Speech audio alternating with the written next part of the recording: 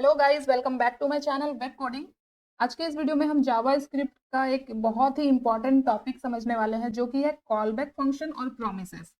ये दोनों topic beginners को बहुत टफ लगते हैं, बट मैं आपको इतने सिंपल तरीके से समझाऊंगी कि आज के बाद ये टॉपिक हमेशा के लिए आपको क्लियर हो जाएगा। ठीक है, तो सबसे पहले हम लोग आते हैं अपने वीएस कोड पे।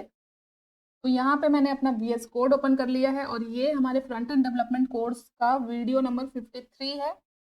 यहाँ पे देख सकते हो फोल्डर नेम मैंने दिया है वीडियो 53।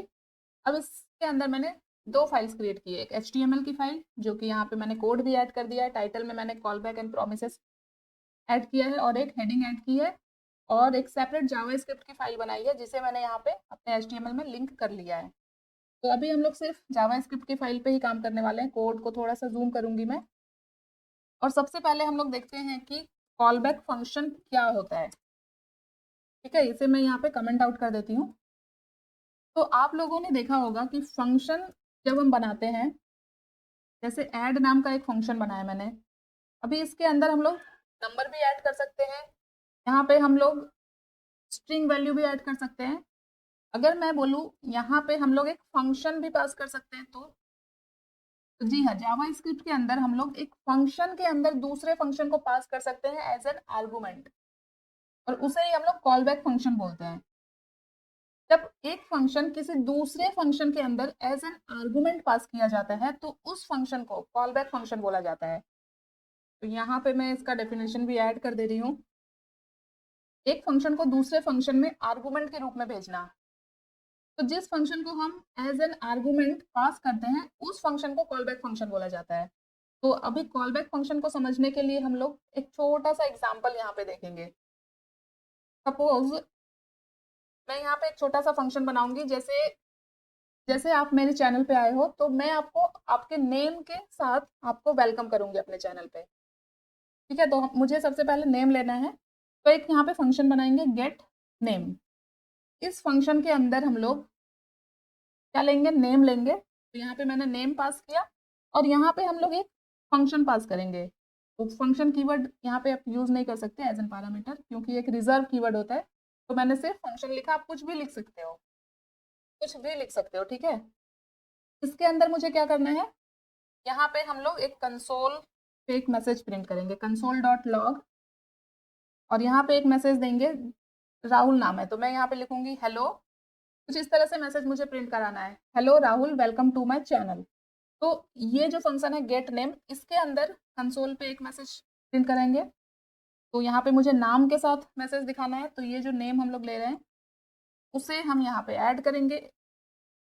एक स्ट्रिंग के साथ दूसरे स्ट्रिंग को कुछ इस तरह से कॉन्केटिनेट किया जाता है, और यहाँ पे लिखूंगी, या फिर इसे इतना ही रखते हैं पे। ठीक है, और अब यहाँ पे जो ये फंक्शन लिया है मैंने, इसको हम लोग यहाँ पे कॉल कर लेते हैं।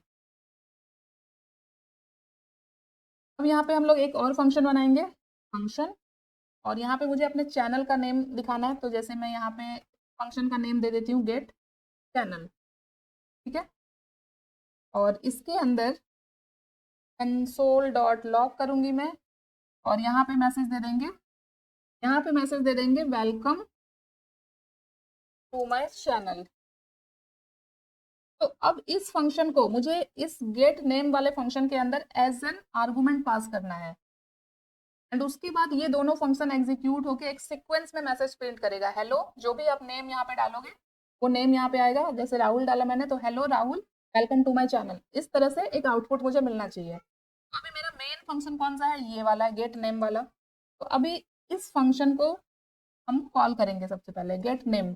अब यहाँ पे हमने क्या पास किया था, हमने एक नेम पैरामीटर पास किया है, तो यहाँ पे हमें एक नेम देना पड़ेगा, तो जैसे मैंने दे दिया राहुल, और दूसरा मैंने यहाँ पे एक कॉल बैक फंक्शन पास किया है। तो यहाँ पे हम लोग इस गेट चैनल को as an callback function, यहाँ पे एज एन आर्गूमेंट यहाँ पे इस फंक्शन को हम ऐड कर देंगे। जब हम किसी फंक्शन को कॉल करते हैं तो उसके अंदर जो हम वैल्यू ऐड करते हैं उसे आर्गूमेंट बोलते हैं। तो यहाँ पे जो गेट चैनल मैंने ऐड किया, ये एक आर्गूमेंट है, और ये यहाँ पे एक फंक्शन भी है। तो कॉल बैक फंक्शन वही होता है जब हम एक फंक्शन को एज एन आर्गूमेंट किसी दूसरे फंक्शन के अंदर ऐड करते हैं। तो गेट चैनल फंक्शन को हमने गेट नेम फंक्शन के अंदर एज एन आर्गूमेंट पास किया यहाँ पे, तो यहाँ पे ये जो नेम मैंने ऐड किया है वो चला गया इसके अंदर, और ये जो गेट चैनल वाला फंक्शन है वो मैंने यहाँ पे इस फंक्शन को कॉल किया है, तो ये वाला फंक्शन मेरा यहाँ पे एग्जीक्यूट हो जाएगा। पहले मेरे पास कंसोल पे ये प्रिंट होके आएगा, उसके बाद ये वाला फंक्शन चलेगा तो ये गेट चैनल वाला फंक्शन एग्जीक्यूट हो जाएगा। तो अब हम लोग आउटपुट देखते हैं। पहले आते हैं index.html पे और यहाँ पे गो लाइव पे क्लिक करते हैं। ये ओपन हो चुका है। अभी इंस्पेक्ट करते हैं और कंसोल चेक करना है हमें। इसे हम लोग यहाँ पे कुछ इस तरह से रख लेते हैं और यहाँ पे कंसोल चेक करते हैं। तो अभी मैंने कुछ इस तरह से यहाँ पे स्क्रीन को रखा है। अब हम लोग आते हैं अपने जावास्क्रिप्ट पे। अभी हमारे कंसोल पे हमें कुछ भी नहीं दिख रहा है, तो थोड़े से हम लोग यहाँ पे चेंजेस कर लेंगे इस तरह से, बट इससे कोई इशू नहीं है। आई थिंक हमने अपनी जावास्क्रिप्ट फाइल को लिंक नहीं किया है। ओके, ये देखो HTML में हमने स्क्रिप्ट टैग ऐड किया है, बट यहाँ पे अपनी जावास्क्रिप्ट फाइल को हमने लिंक नहीं किया है। अब मेरा जावास्क्रिप्ट लिंक हो चुका है, तो ये देखो कंसोल पे क्या आ रहा है, hello Rahul, welcome to my channel. तो इस कॉलबैक फंक्शन की हेल्प से ये दोनों जो फंक्शन है ये एक सीक्वेंस में एग्जीक्यूट हो रहा है। थोड़ा सा कंफ्यूजन होगा आप लोगों को, बट आप इसे छोटे छोटे प्रोग्राम्स बना के आप लोग इस कॉलबैक को समझ सकते हो। बहुत ईजी है। जब कोई एक फंक्शन किसी दूसरे फंक्शन के अंदर एज एन आर्गुमेंट पास किया जाता है, तो ये जो गेट नेम है ये एक फंक्शन है और ये गेट चैनल एक फंक्शन है। तो गेट नेम फंक्शन के अंदर get channel as an argument pass हो रहा है। ये जो यहाँ पे है ये एक कॉलबैक फंक्शन हो गया। आई होप आपको कॉलबैक फंक्शन समझ में आ गया होगा। अब हम लोग देखते हैं प्रोमिसेस। ठीक है, प्रोमिसेस क्या होता है, प्रोमिसेस का यूज कब किया जाता है, क्यों प्रोमिसेस का यूज किया गया। तो प्रोमिसेस का यूज इसलिए किया गया क्योंकि जब हम कॉलबैक फंक्शन का यूज करते हैं तो कभी कभी क्या होता है, एक फंक्शन के अंदर दूसरा फंक्शन एज एन कॉलबैक जाता है, फिर एक फंक्शन के अंदर दूसरा फंक्शन, तो इस तरह से जब कंटिन्यू होता है तो एक बहुत ही नेस्टेड सा कोड क्रिएट हो जाता है, जो कि बिल्कुल एक हेल लाइक सिचुएशन होता है, जिसे हम लोग कॉलबैक हेल बोलते हैं। और कॉलबैक हेल के प्रॉब्लम को सॉल्व करने के लिए, रिजॉल्व करने के लिए ही प्रॉमिस को इंट्रोड्यूस किया गया जावास्क्रिप्ट के अंदर। अब प्रॉमिस के अंदर दो चीजें होती है, एक होता है रिजॉल्व और एक होता है रिजेक्ट। जैसे रियल लाइफ में प्रॉमिस होता है, आप अपने किसी फ्रेंड से प्रॉमिस करते हो कि आप ये काम कर दोगे, तो या तो आप उस प्रॉमिस को फुलफिल करोगे तो वो रिजॉल्व हो जाएगा, और अगर फुलफिल नहीं हुआ तो रिजेक्ट हो जाएगा। तो यहाँ पे मैंने प्रॉमिस का एक छोटा सा डेफिनेशन ऐड किया है।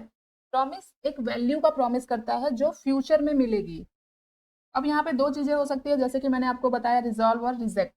अगर वो प्रॉमिस फुलफिल होता है तो रिजॉल्व में जाएगा, फुलफिल नहीं होता है, किसी कारण से कुछ एरर आता है, तो वो रिजेक्ट में जाएगा। तो इस कॉलबैक हेल वाली प्रॉब्लम को सॉल्व करने के लिए प्रॉमिस को इंट्रोड्यूस किया गया जावास्क्रिप्ट में। तो किस तरह से प्रॉमिस का यूज किया जाता है, जैसे कि यहाँ पे हम लोग एक प्रॉमिस बनाएंगे, my promise equal to new promise, and ये लेगा एक कॉलबैक फंक्शन जो दो पैरामीटर लेता है। प्रॉमिस क्या करता है, दो पैरामीटर लेता है, रिजॉल्व और रिजेक्ट। तो यहाँ पे मैंने एक एरो फंक्शन बनाया। अब यहाँ पे दो चीजें होती है, एक तो होता है रिजॉल्व और एक होता है रिजेक्ट। अगर मेरा प्रॉमिस रिजॉल्व हो रहा है तो रिजॉल्व के अंदर हम यहाँ पे मैसेज ऐड करेंगे, प्रॉमिस रिजॉल्व सक्सेसफुली। अभी यहाँ पे मैंने सिर्फ एक प्रॉमिस बनाया है। यहाँ पे एक बार चेक कर लेते हैं। यहाँ पे मैंने सजेशंस यूज किए थे, प्रॉमिस का P कैपिटल होगा, ओके ठीक है। तो अब ये प्रॉमिस जो मैंने बनाया, अब इस प्रॉमिस को यूज कैसे करेंगे, तो यहाँ पे प्रॉमिस को कुछ इस तरह से हम लोग यूज कर सकते हैं, माई प्रॉमिस, इसके अंदर दो चीजें आती है, डॉट देन एंड इसके अंदर आता है डॉट कैच। तो अब ये डॉट देन और डॉट कैच क्या है, अगर हमारा प्रॉमिस रिजॉल्व हो रहा है तो ये डॉट देन वाला ब्लॉक हमारा एग्जीक्यूट होगा, और अगर कुछ एरर आ रहा है या फिर प्रॉमिस रिजेक्ट हो रहा है तो वो कैच वाला ब्लॉक एग्जीक्यूट करेगा। अभी यहाँ पे देन के अंदर एक कॉलबैक फंक्शन आता है, और यहाँ पे हम लोग एरो फंक्शन का यूज करेंगे और एक ब्लॉक चलाएंगे। यहाँ पे ऐड करेंगे कंसोल डॉट लॉग। अभी मुझे कंसोल पे ही सारी चीजें देखनी है। तो हमारा जो ये रिजॉल्व हो रहा है प्रॉमिस, तो कुछ ना कुछ डेटा रिटर्न करेगा हमें। जैसे हम एपीआई फेच करते हैं तो वहाँ पे भी प्रॉमिस का यूज किया जाता है ज़्यादातर। तो जब कोई एपीआई फेच होता है तो क्या होता है, उसके एपीआई के अंदर जो भी डेटा है वो हमें मिलता है। तो जब हमें डेटा मिल जाता है मीन्स कि वो सक्सेसफुल फेच हो जाता है, तो जब सक्सेसफुली हमारा प्रॉमिस रिजॉल्व हो जाएगा तो ये देन वाला ब्लॉक एग्जीक्यूट होता है। और एग्जीक्यूट होने का मतलब है कि जो भी डेटा मिला हमें प्रॉमिस रिजॉल्व होने के बाद, वो यहाँ पे इस देन के अंदर हमें मिलेगा। तो जो भी डेटा आ रहा है, अगर मैं उसे कंसोल पे यहाँ पे प्रिंट कराऊं, तो देखो क्या दिख रहा है कंसोल पे, प्रॉमिस रिजॉल्व सक्सेसफुली। क्योंकि मेरा ये प्रॉमिस क्या हो रहा था, रिजॉल्व हो रहा था। रिजॉल्व होने के बाद मीन्स कि इसके अंदर क्या डेटा है, इसके अंदर एक मैसेज है, प्रॉमिस रिजॉल्व सक्सेसफुली। तो इस डॉट देन के अंदर इस डेटा को पास किया मैंने कंसोल पे, उस डेटा को मैंने प्रिंट करा दिया। रिजॉल्व के अंदर जो भी डेटा आया था वो यहाँ पे मुझे अभी कंसोल पे दिख रहा है। और अगर ये रिजॉल्व नहीं होता तो फिर ये कैच वाला ब्लॉक यहाँ पे मेरा चल जाता, जो कि एरर को कैच करने के लिए यूज किया जाता है। अगर कोई एरर आ रहा है प्रॉमिस को रिजॉल्व करने में, तो फिर ये कैच वाला ब्लॉक एग्जीक्यूट होता है। तो यहाँ पे मैं कंसोल डॉट लॉग करूंगी और इसके अंदर एक मैसेज दे दूंगी। जैसे कुछ एरर आता है तो आप लोगों ने देखा होगा, इस तरह से कुछ मैसेज आता है, समथिंग वेंट रॉन्ग। तो ये क्या करेगा, जो भी एरर होगा उसे कैच कर लेगा। तो यहाँ पे प्रॉमिस को आप लोग चाहे तो रिजॉल्व कर सकते हो या फिर रिजेक्ट कर सकते हो, ये आपके ऊपर है। अगर रिजॉल्व करोगे तो ये देन वाला ब्लॉक एग्जीक्यूट होगा, और अगर रिजेक्ट होगा तो फिर ये कैच वाला ब्लॉक एग्जीक्यूट होगा। अगर मैं यहाँ पे रिजॉल्व की जगह रिजेक्ट करूँ, तो देख सकते हो ये कैच वाला ब्लॉक चल रहा है। अभी यहाँ पे देखो समथिंग वेंट रॉन्ग, यहाँ पे जो मैसेज है इसके अंदर वही प्रिंट हो रहा है। यहाँ पे आप एरर मैसेज दे दोगे, यहाँ पे आप अगर लिख दोगे promise can not be resolve, तो वो मुझे यहाँ पे दिखेगा। तो ये होता है प्रॉमिस। तो आई होप कि आपको अभी प्रॉमिस समझ में आ गया होगा। अभी भी अगर आपको कॉल बैक क्या है और प्रॉमिस क्या है नहीं समझा, तो मैं आपको एक और एग्जांपल देती हूँ।